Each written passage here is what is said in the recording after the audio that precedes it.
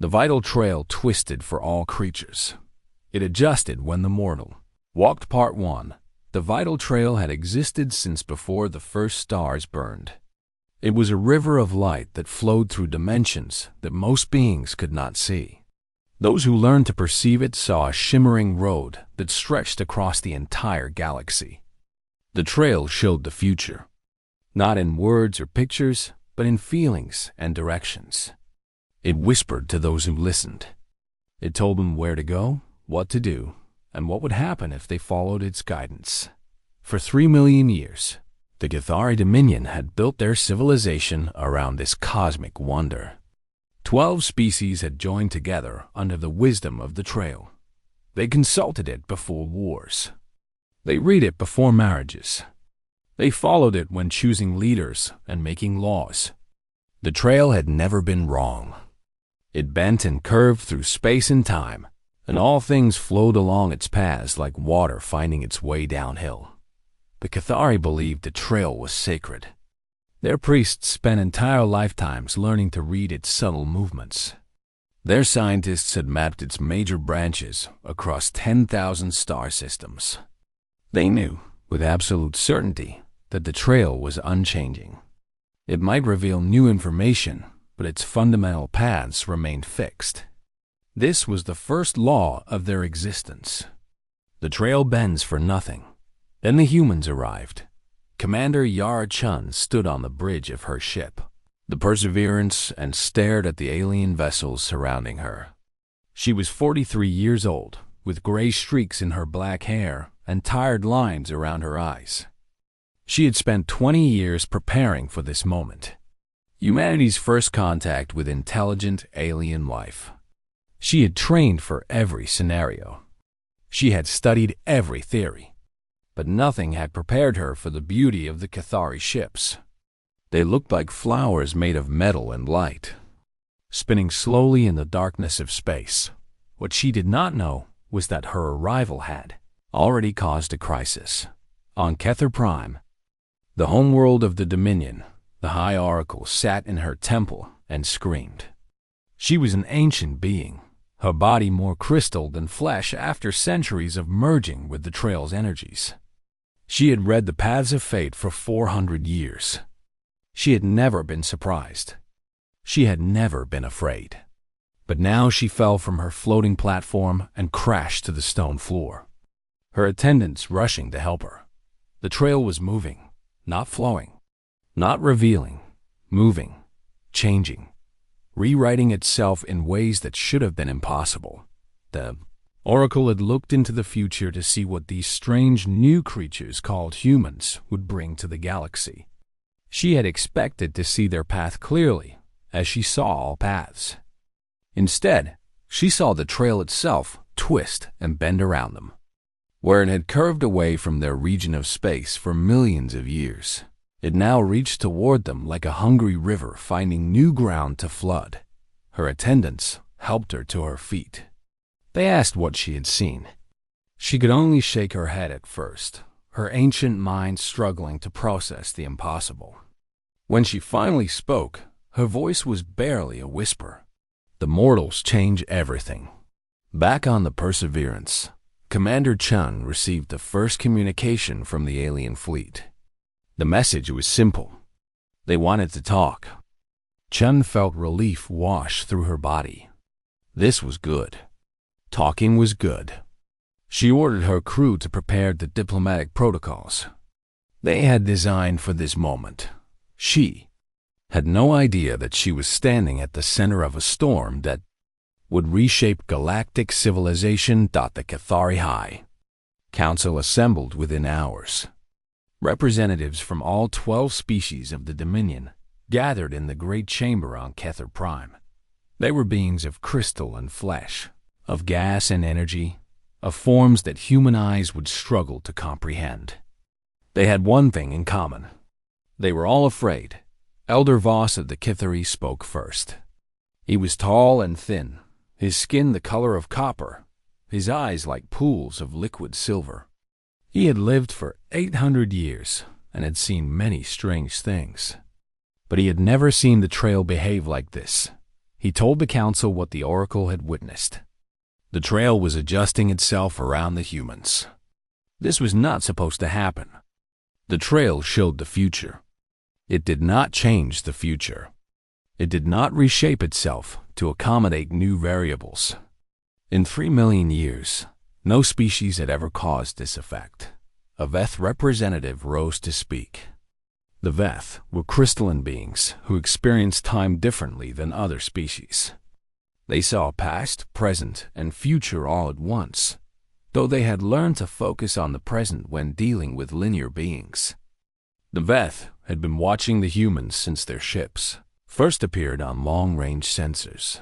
The Veth representative said something that silenced the chamber. To Veth perception, humans appeared as blank spaces, holes in the fabric of probability. Every other species in the galaxy had a shape in the Veth's temporal vision. They could see where beings had been and where they would go. Humans had no such shape. They were simply absent. The Veth called them the unwritten. Aldervos asked what this meant. The Veth could not say for certain. In all their existence, they had never encountered beings they could not perceive. It was as if humans existed outside the normal flow of cause and effect. The council argued for hours. Some demanded that the human ships be destroyed immediately. Others called for caution. A few, mostly younger members, expressed curiosity. What if the humans could teach them something about the nature of reality itself? Commander Chun knew none of this. She sat in her ready room, reviewing the translation algorithms her team had developed. The alien language was complex, but not impossible. They were making progress. She allowed herself a small smile. This was going well. Her communications officer interrupted her thoughts. The aliens were sending another message.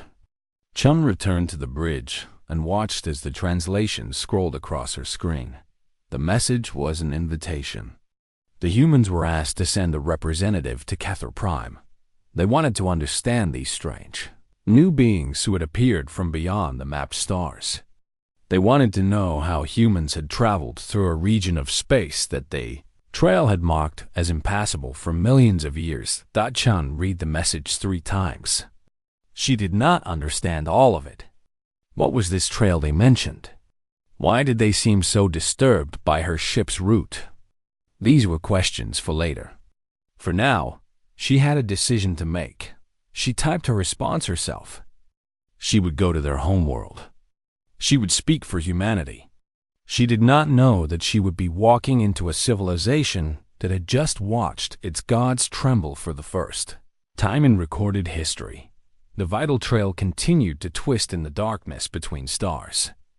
And somewhere in its endless paths, new branches were forming. Branches that had never existed before.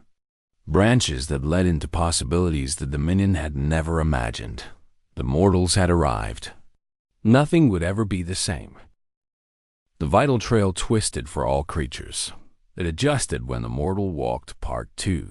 News spread across the Dominion like fire through dry grass. Within days, every inhabited world knew about the humans. They knew about the trail's strange behavior. They knew that something unprecedented was happening. And they were afraid. On 12 different worlds, priests consulted the trail with desperate urgency. They asked the same questions over and over. What would the humans do? What would happen to the Dominion? What did the future hold? The answers they received were unlike anything in their records. The trail showed them fog. It showed them branches that split and merged and split again. It showed them possibilities instead of certainties. This had never happened before. Commander Yara Chun traveled to Kether Prime aboard a small shuttle. She brought 3 members of her crew with her. Lieutenant Park, her chief science officer, Dr. Okonkwo, the ship's medical expert, and Sergeant Torres, who insisted on coming along for security reasons. Chun had argued that bringing armed soldiers might send the wrong message. Torres had smiled and said she would leave her weapons behind. She did not mention that her hands were registered as weapons in 17. Earth nations thought the shuttle landed in a city that made Chun's heart stop. Towers of crystal and light rose into a purple sky. Bridges of solid energy connected buildings that floated above the ground. Beings of every shape and form walked the streets below. Some had wings. Some had too many legs. Some seemed to be made of nothing but light and sound. Chun had studied xenobiology for years. She had imagined alien civilizations in her dreams. Nothing had prepared her for the reality.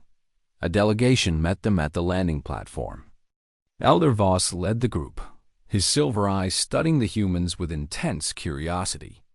Behind him stood representatives from 6 different species. They all wore expressions that Chun could not read. But she felt something in the air. Tension, fear, something else she could not name. Elder Voss welcomed them in a language that Chun's translator struggled to process. The sounds were melodic, almost like singing. The meaning came through in fragments, welcome, strange ones. Questions. Future. Trail. Chun responded with the speech she had prepared. She spoke of peace. She spoke of cooperation. She spoke of humanity's desire to learn from the older species of the galaxy. Her words were translated into the alien language and broadcast to the delegation. The aliens listened in silence. When she finished, Elder Voss simply nodded and gestured for her to follow. They walked through the city for what felt like hours. Chun noticed that beings stopped and stared as they passed. Some pointed. Some whispered to each other. A few seemed to recoil, as if the sight of humans caused them physical discomfort. Chun kept her face neutral and her pace steady. She had been stared at before. She could handle this. The delegation led them to a massive structure at the center of the city. It was a temple, Chun realized. A place of worship. But instead of statues or paintings, the interior was dominated by a single feature. A column of shimmering light that rose from the floor and disappeared through the ceiling. The light moved and flowed like a living thing. It was beautiful and terrible, and utterly beyond human understanding. This, Elder Voss explained, was a visible fragment of the vital trail. Chun stared at the light. She felt something stirring in her chest. A pull, a whisper. For just a moment, she thought she understood why these beings worshipped this phenomenon. There was something in that light that spoke to deep parts of her mind. Something ancient and vast and patient. Then the moment passed, and she was just a woman standing in an alien temple. Very far from home, while Chun explored the temple, the council was meeting in a chamber far below the city's surface. This was a secret gathering, hidden from the human visitors. The topic of discussion was simple and terrible. What should they do about humanity? A faction had emerged in the days since the humans arrived. They called themselves the Preservers, and their leader was a being named Krath. He was from a species called the Morith, creatures of living stone who measured their lives in millennia. Krath had lived for 6,000 years. He had watched civilizations rise and fall. He had seen the trail guide the Dominion through countless challenges. And he believed, with absolute certainty, that humans were a threat that must be eliminated. Krath spoke to the secret council with a voice like grinding rocks. The humans were dangerous, he said, not because of their weapons or their technology. Those things were primitive compared to the Dominion's power. They were dangerous because they broke the fundamental laws of reality. The trail had guided Krath's people since before his birth.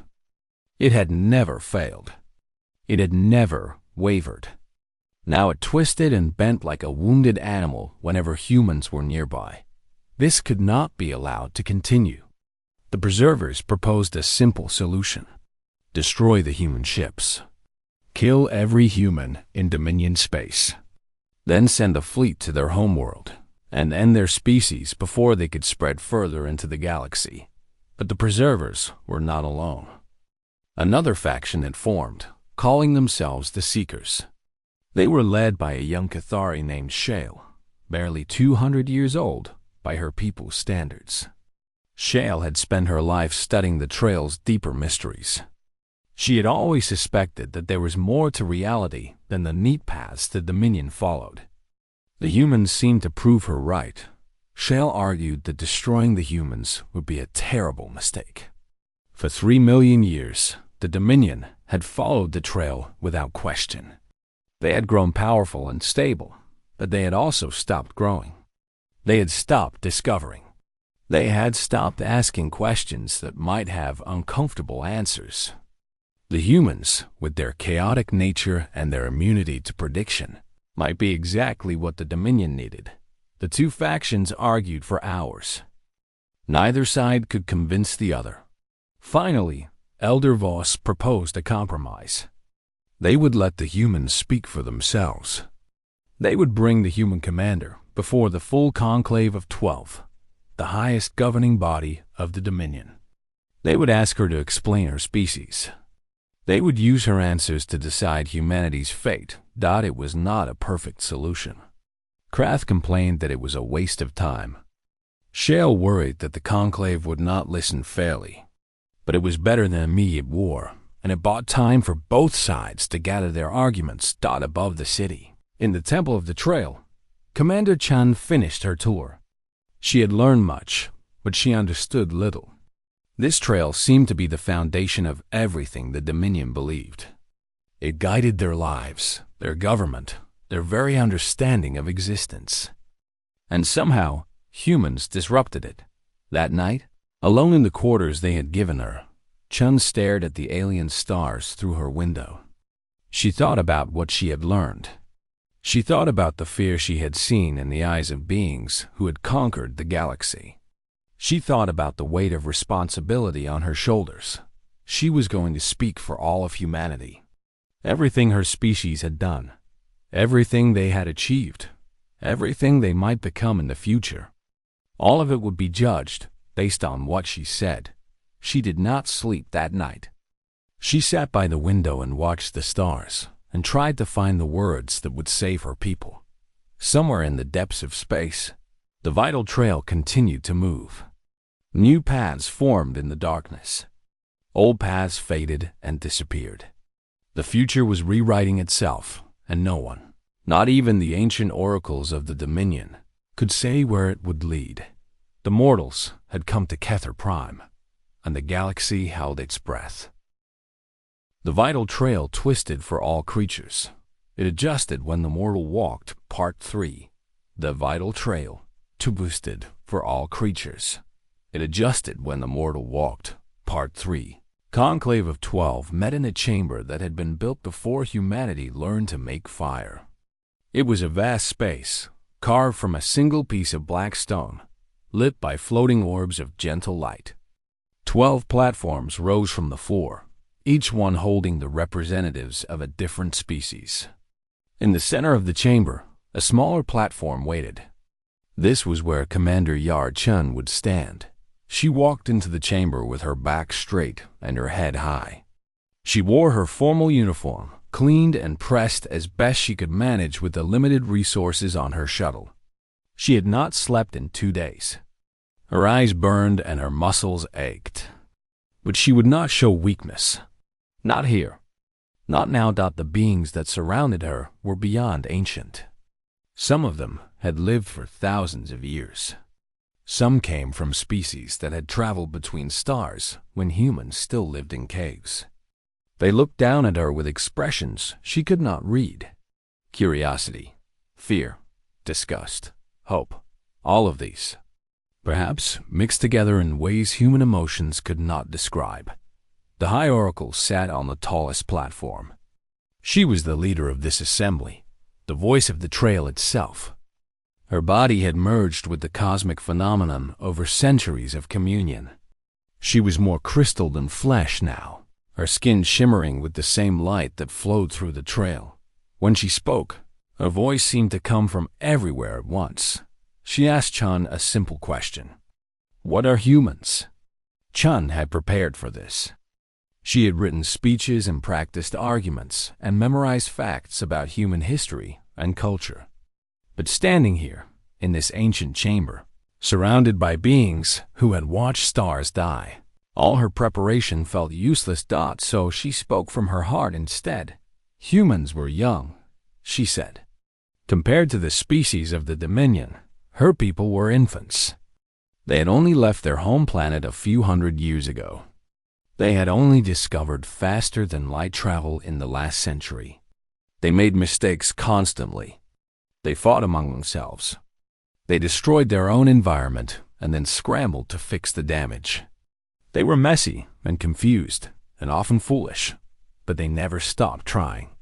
The conclave listened in silence. Some members shifted uncomfortably on their platforms. Others leaned forward with interest. Chun continued speaking. She talked about human history, the wars and the plagues, the dark ages when knowledge was lost, the moments of brilliance when a single person changed everything. She talked about the artists who created beauty from suffering, the scientists who unlocked the secrets of the universe through trial and error, the ordinary people who showed extraordinary courage when their loved ones were threatened. Elder Vus interrupted her. He asked why any of this mattered. He wanted to understand why humans disrupted the trail. What made them different from every other species in the galaxy? Chun thought about this for a long moment. The chamber waited in silence. Then she said something that would echo through Dominion history for centuries to come. We know we die. The words hung in the air. Some members of the conclave seemed confused. Death was universal, they pointed out. All beings died eventually. Even the longest-lived species in the Dominion would someday fade away. Chun shook her head. They did not understand. Yes, all beings died. But humans knew it.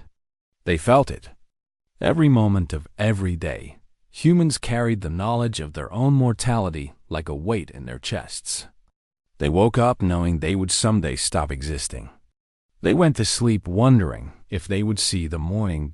This knowledge, Chun explained, changed everything about how humans lived. The species of the Dominion lived for thousands of years. They had time to be patient. They had time to follow optimal paths. They had time to wait for the trail to reveal the best course of action. Humans had no such luxury. A human life was a candle flame in a hurricane.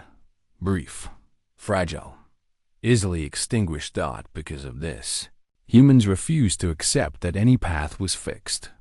They climbed mountains that could not be climbed. They crossed oceans that were too vast. They reached for stars that were too far away.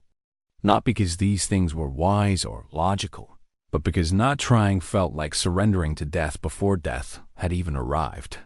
The High Oracle spoke again. Her voice was quieter now, thoughtful. She asked Chun if humans believed they could change fate. Chun smiled sadly. Humans did not believe in fate, she said. They believed in choices. Every moment of every day, humans face countless choices. Most were small. What to eat, what to wear, how to spend an hour. But some choices were enormous. Whether to fight or surrender. Whether to help or look away. Whether to love someone who might break your heart. Humans believed that these choices mattered. They believed that the future was not written until they wrote it with their actions. This belief might be foolish. It might be arrogant. But it was the core of what made humans human. The chamber fell silent again. Chun could feel the weight of their attention pressing down on her. She was tired. So tired. But she forced herself to continue. Your trail is beautiful, she said. I have seen only a fragment of it, but I understand why you worship it. It shows you the shape of what will be. It guides you along the safest paths. It has kept your civilization stable for millions of years. She paused, but it assumes something about the beings who follow it. It assumes they will act rationally. It assumes they will pursue optimal outcomes. It assumes they will choose the path that makes the most sense. She met the High Oracle's ancient eyes. Humans are not rational. We are desperate. Every single one of us, all the time, racing against a clock we cannot stop. We do things that make no sense because the alternative is accepting that our brief lives mean nothing. We fight currents that should sweep us away. We rage against endings that cannot be prevented. Her voice softened. Perhaps that is why your trail cannot predict us. We are not following any path. We are making our path as we walk. Every step, every choice, every moment. The High Oracle rose from her platform. She floated down to stand before Chun, her crystalline body catching the light from the floating orcs. They stood face to face, the ancient being and the mortal woman. The Oracle asked one final question. If humans made their own path, if they refused to follow any trail, how could the Dominion ever trust them? How could they predict what humanity would do? Chun did not hesitate. You cannot trust us. You cannot predict us. You can only know us. Learn who we are. Watch what we do. Judge us by our actions, not by prophecies or probabilities. She reached out and touched the Oracle's hand. The gesture was bold, perhaps even disrespectful. But Chun had stopped caring about protocol. Get to know us, she said. That is all we ask. Not fate, not certainty. Just a chance to show you who we are. The Oracle looked at their joined hands. Human and alien. Mortal and ancient. Two beings from different ends of existence, connected for just a moment in time. Then the Oracle turned and floated back to her platform. The conclave would deliberate, she announced. The human would be given quarters to rest. A decision would be made. Chun was led from the chamber. She did not know if she had succeeded or failed. She only knew that she had spoken the truth. Behind her, the conclave of 12 began the most important debate in 3 million years of history. The vital trail twisted for all creatures. It adjusted. When the mortal walked part forward, preservers did not wait for the conclave's decision. While the 12 species debated humanity's fate in their ancient chamber, Krath assembled a fleet in secret. 17 warships from 3 different species. The most powerful weapons the Dominion had ever created. Enough firepower to crack a planet in half. Krath believed he was saving the galaxy. The humans were a disease, a corruption that would spread if not burned away. The trail had guided his people for 6,000 years. It had never wavered. It had never failed. Now it twisted and churned whenever humans were involved. This chaos could not be allowed to continue. The fleet jumped to human space without authorization. Krath knew he would face punishment when he returned. He did not care. Some things were more important than following rules. Some threats were too dangerous to debate. The Perseverance detected the incoming ships long before they arrived. Lieutenant Park stared at her sensors with wide eyes. 17 capital ships. Energy readings beyond anything in human records. She reported to the bridge with a trembling voice. Captain Martinez, who had taken command while Chun was on Kether Prime, felt ice form in his stomach. He had 43 crew members on his ship. He had a handful of defensive weapons designed for pirates and asteroids. He was facing a fleet that could destroy stars. He sent a message to Kether Prime immediately. He requested help. He begged for someone to stop this attack. Then he began preparing for battle. Knowing it was hopeless, the Preserver fleet emerged from faster-than-light travel and formed a perfect attack formation. Krath stood on the bridge of his dreadnought, watching the tiny human ship on his display screens. He felt no pleasure in what he was about to do. This was not revenge or hatred. It was surgery, removing a tumor before it could spread. He ordered his ships to begin the attack. The first volley of fire should have destroyed the Perseverance instantly. It did not. The human ship moved at the last moment, dodging between the energy beams with reflexes that the Preserver targeting systems could not predict. Krath frowned. This was not supposed to happen. The trail had shown him the most likely human responses. They should have tried to retreat or surrender. Instead, the human ship accelerated directly toward his dreadnought. Krath watched in confusion. What were they doing? A suicide attack? That would be wasteful and pointless. The human ship posed no threat to his massive vessel. Even if they rammed him at full speed, they would barely scratch his shields. But the humans were not trying to ram him. A small object detached from the human ship as it screamed past the dreadnought's shields. Then another. And another. 11 small pods, each one carrying a handful of human soldiers. They attached themselves to the dreadnought's hull and began cutting through the armor. Krath felt something he had not experienced in centuries. Surprise. Boarding actions in open space were impossible. Everyone knew this. The risks were too high. The probability of success was too low. The trail had never shown any species attempting such a tactic, because no rational being would ever try it. But humans were not rational. Sergeant Torres led the assault. She had 41 soldiers under her command. They had trained for boarding actions, but only in controlled environments. They had never done this for real. They had never cut through alien armor while enemy weapons tried to blast them into atoms. It did not matter. They had a job to do. The soldiers split into teams and breached the hull in 11 different locations. They were not trying to capture the ship. That would have been truly impossible. They had a simpler goal. Find the engine core. Plant explosives. Get out before everything exploded. Krath ordered his internal defenses to stop the intruders. Mechanical soldiers rushed to intercept them. Energy barriers activated throughout the ship. Alarm systems screamed warnings in every corridor. The humans kept coming. Torres lost 3 soldiers in the first minute, then 5 more in the next corridor. She watched her friends die, and she kept moving.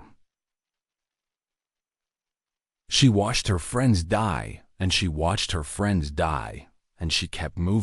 She did not have time to mourn. She did not have time to feel. She had a mission. Krath watched the humans advance through his ship's internal sensors. They moved like no soldiers he had ever seen. They did not follow optimal paths or use standard tactics. They improvised constantly, changing their approach every few seconds. His defenses could not predict where they would go next because they themselves did not seem to know. One group of humans reached a ventilation shaft and climbed inside. Another group blasted through a wall instead of using the door. A third group actually set themselves on fire to trigger the ship's emergency suppression systems, then used the foam to blind the sensors. These tactics made no sense. They were inefficient and dangerous and completely unpredictable. And they were working. Torres reached the outer chamber of the engine core with 7 soldiers remaining. The door was sealed with energy barriers and mechanical locks. It should have been impossible to breach. Torres looked at her remaining explosives. She looked at the door. She looked at her soldiers. Anyone have a stupid idea? She asked. Private Chun, no relation to the commander, raised his hand. We could overload our power cells and use the explosion to short-circuit the barrier. That would kill whoever did it. I know. Torres stared at him. He was 23 years old. He had a family back on Earth. He had everything to live for. He was already pulling out his power cells. Krath saw what was happening on his sensors. He understood, finally, what he was facing. These humans were not trying to win. They were trying to make a point. They would die, all of them, and they would take his engine core with them. Not because it was strategic or logical. Because they refused to lose without a fight. He felt something cold crawl up his stone spine. Fear. Krath had lived for 6,000 years. He had watched civilizations rise and fall. He had never been afraid of anything. But now, watching these tiny creatures throw themselves against impossible odds, He felt terror, unlike anything he had known. He ordered the retreat. His officers stared at him in disbelief. They were winning. The humans were almost destroyed. Victory was moments away. Krath did not care. He wanted to be away from these creatures. He wanted to be far away from beings who fought like this. 17 warships turned and fled. Torres watched them go through a crack in the hull. She was bleeding from a dozen wounds. She had lost 34 soldiers. She could barely stand, but she was smiling. Word of the battle reached Kether Prime within hours. The Conclave listened in stunned silence as reports came in. A single human ship and 42 soldiers had faced a fleet designed to destroy planets. They had been outgunned by a factor of thousands. And they had won. The Seeker faction used this moment to seize power. Shale stood before the Conclave and spoke with passion burning in her eyes. The Trail could not predict humans because humans did not follow rational paths. They did not optimize for survival or victory. They optimized for meaning. They would rather die fighting than live surrendering. This was not chaos, Shale argued. This was freedom. True freedom. The kind that the Dominion had forgotten after millions of years of following predetermined paths. The Preservers had tried to destroy humanity and had been defeated by their own assumptions. They had expected rational opponents. They had faced something else entirely. The Conclave voted. The Preservers were removed from power. Krath was recalled to face judgment. And humanity was officially welcomed to Dominion space as guests, not enemies. Commander Chun received the news in her quarters. She read the report of the battle 3 times. She thought about Sergeant Torres and her soldiers. She thought about what they had done. Then she wept. For the dead. For the living. For the beautiful, terrible, impossible nature of her own species. The mortals had proven something that day. They could not be predicted. They could not be contained. They could only be understood through experience, and the galaxy would never look at them the same way again. The vital trail twisted for all creatures. It adjusted. When the mortal walked, part 5 years passed. The galaxy changed in ways that no one had predicted. Not the oracles. Not the Veth with their strange perception of time. Not even the humans themselves. Commander Yara Chun was Admiral Chun now. Her hair had more gray than black. Her eyes had more lines around them.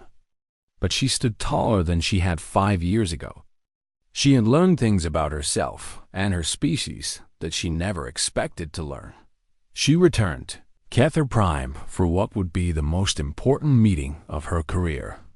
The Conclave of 12 had invited humanity to join the Dominion as full members. It was an honor that no species had received in over 1,000,000 years. Every human leader expected Chun to accept. She was going to refuse. The chamber looked the same as it had 5 years ago. The black stone walls. The floating lights. The 12 platforms rising from the floor. But the beings on those platforms had changed. Some of the old representatives had retired or died. New faces looked down at Chun with expressions she had learned to read over 5 years of diplomacy. The High Oracle was still there, though. She had not changed at all. Her crystalline body still shimmered with the light of the trail. Her ancient eyes still held secrets that human minds could not comprehend. She asked Chun the question everyone expected. Would humanity accept membership in the Dominion? Chun took a deep breath. She thought about her crew. She thought about Torres, who had lost an arm in the battle 5 years ago and refused to get it replaced because she said the scars told a story. She thought about Lieutenant Park, who had married a Cathari scientist and was now raising children who belonged to 2 species. She thought about all the humans who had come to Dominion space in the past 5 years, bringing their chaos and their creativity and their desperate, beautiful hunger for meaning. Then she said, no. The chamber erupted in confusion. Representatives shouted questions. Some demanded explanations. Others seemed insulted. The oracle raised her hand and silence fell immediately. She asked Chun to explain. Chun stepped forward. She spoke slowly, choosing each word with care. Humanity was honored by the invitation, she said. They had learned so much from the Dominion in the past 5 years. They had grown and changed in ways that would have been impossible without contact with the elder species. But membership would be wrong. Not because humans did not respect the Dominion, because they respected it too much to corrupt it. The Dominion was built on the trail. For millions of years, the 12 species had followed its guidance. They had created something beautiful and stable and enduring. Their civilizations had survived challenges that would have destroyed lesser peoples. Their cultures had achieved heights that humans could barely imagine.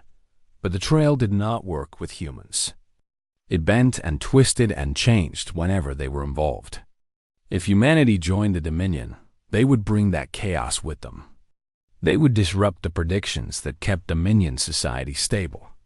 They would introduce uncertainty into a system that depended on certainty. This was not a criticism. Humans were not better than the species of the Dominion. They were just different. Different in ways that made them incompatible with trail-based civilization. The oracle listened to all of this in silence. When Chun finished, she asked a simple question. If not membership, then what? Chun smiled. She had been waiting for this question. Humanity did not want to join the Dominion, she said. They wanted to walk beside it, off the trail, into the places where the paths did not lead. She explained her proposal. The Dominion had mapped the galaxy along the trail's guidance. They knew every system and every world that the trail touched. But there were places the trail had never reached.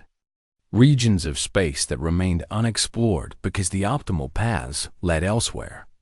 Mysteries that remained unsolved because investigating them was not efficient. Humans wanted to explore those places. They wanted to solve those mysteries. They wanted to walk into the unknown and see what they could find. And they wanted to take the Dominion with them. The chamber fell silent. Chun could see representatives thinking, calculating, trying to understand what she was offering. Some looked excited. Some looked terrified. Most looked confused. The Veth representative rose to speak. This was the same being who had called humans the unwritten 5 years ago. He had spent those years studying humanity, trying to understand their strange absence and temporal perception. He said something that changed everything. The Veth had been watching human probability shadows. He explained.